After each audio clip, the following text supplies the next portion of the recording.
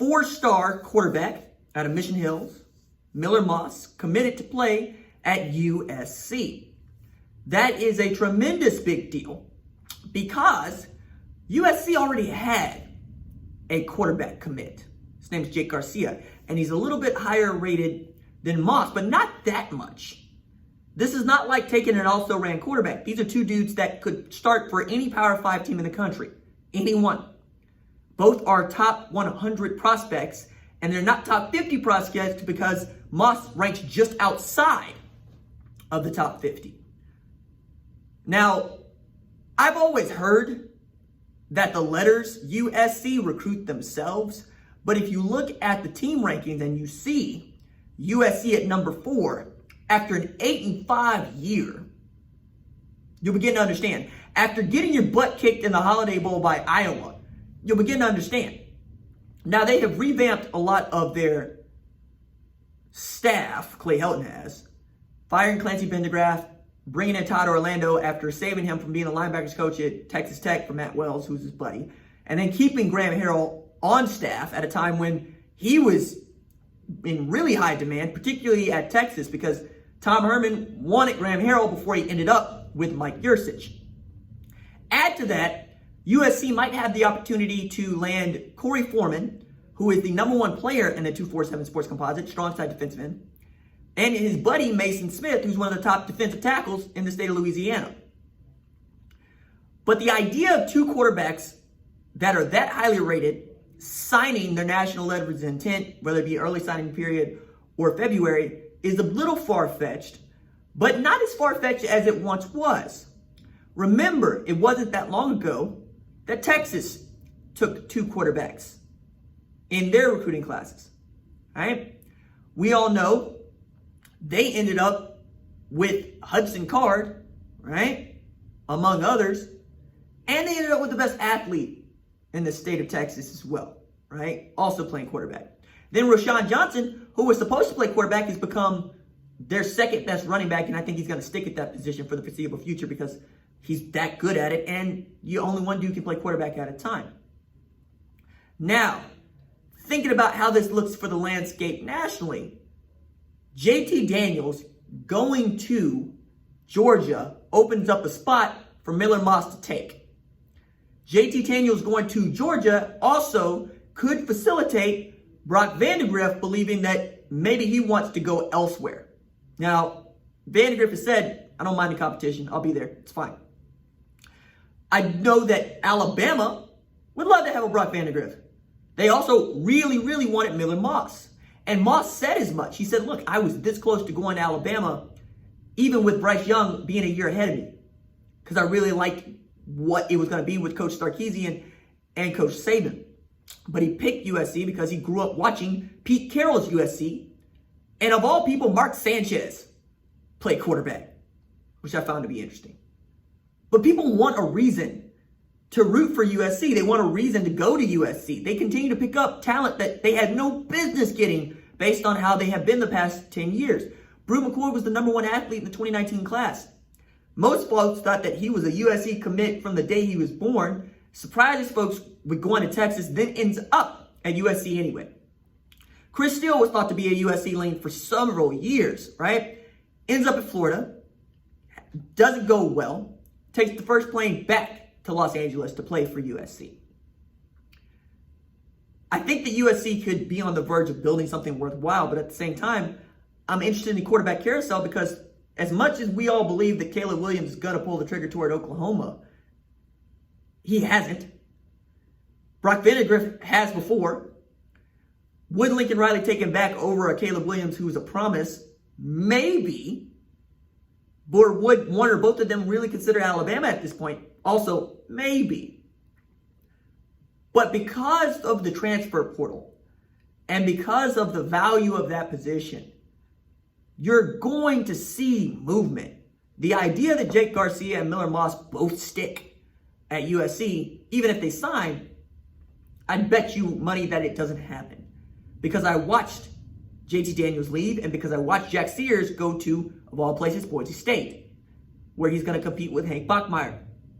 and could end up being a better quarterback. But Bachmeier, I really like it. I think he showed what he's capable of against Florida State last year when he went for over 400 yards in Tallahassee in a game that was supposed to be in Jacksonville but was moved because of, well, weather concerns, among others.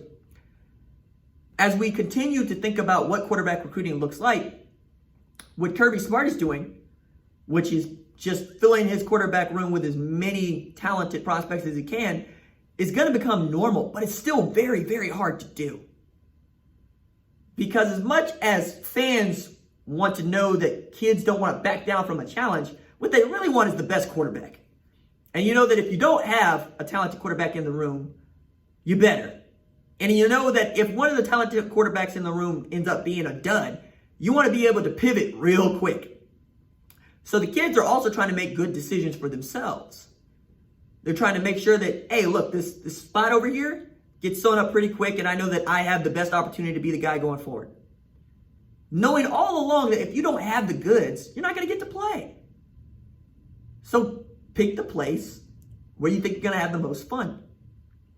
If winning championships is important to you, then you're probably going to pick a place that's already got a pretty good quarterback. If branding is important to you in the age of name, image, and likeness, you're probably going to pick a university that's got a tremendous footprint, like USC. Georgia's getting there because the folks around Georgia football care very much about it, and they will buy useless ads from the kids if it means that they come play with their university. It's called boosters. Right? You see that they are robust in the South, and I don't just mean the SEC. It's called Joe Jamil Field for a reason. It's called Boone Pickens Stadium for a reason. There's reasons for why Jimmy Haslam's name still rings out in Tennessee. It matters. As we continue to see what quarterback recruiting can be and what it might look like in the future, I continue to say, take a look at what your branding is doing. Take a look at what your digital content can do. Try to win as many football games as you possibly can and take the best athletes available. If you can take 2 quarterbacks, take 2 quarterbacks. If you can take 4 running backs, take 4 running backs. Because we are fast approaching not only the moment where kids are moved and moved around at an even higher rate, but with the one transfer rule going into effect, I believe, next year, right? And you get immediate eligibility after transferring that one time. No signing's going to stick. So that even the wisdom that the non-recruit Knicks would want to give you, which is, hey, don't tell me about the kids till they sign, that doesn't matter anymore. It matters even less now. And as a matter of fact, the Ivy Leagues get to look at everybody and say, see, this is how we live. Because you don't sign an athletic scholarship to go to an Ivy League. You sign a financial aid agreement, which means that it's good to you even if you don't want to play football. If you decide that you no longer want to play football at Dartmouth, at Harvard, at Yale, they can't remove your scholarship because it's not an athletic scholarship.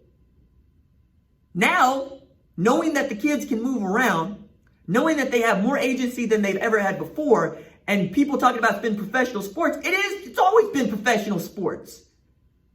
The difference now is we're getting to be a little bit more open about it. Letting it be just a little bit more above board. There were people that hated the idea of baseball players having free agency and a no-cap system. Take a look at the reserve clause, homie. Tell me where the fair is in that. And then fair doesn't really factor into it. What you agree to factors into it. And if you have the means to change your situation that for the better for you, we've all been coached that that's what you're supposed to do. Capitalism. So if anything, Miller Moss deciding that he's going to join that 2021 class at USC is him saying, nah, I can beat Jake. Now, Jake probably thinks he can beat Miller, and that works well for Clay Helton. But when it doesn't and things come apart, you know what else happens? You go get another one. Coaches have that ability now. Bob Stoops used to say that I don't get to go and sign another one if one gets hurt. No, but we're getting closer to that day than you think, Bob. And there's lots of coaches right now that don't want to be around for it, for which I'm saying cool. It's a $5 billion industry. Somebody wants that money. Somebody wants that job. It's the conceit of my alma mater, University of Tulsa. Yeah, they tell us all the time. Nobody really wants it. Nobody wants that stepping stone gig. And then when the job gets to be available and open, there's no small number of people applying. Because college football still means something, even as it is becoming more like a professional sport, and it should. Just watch the quarterbacks.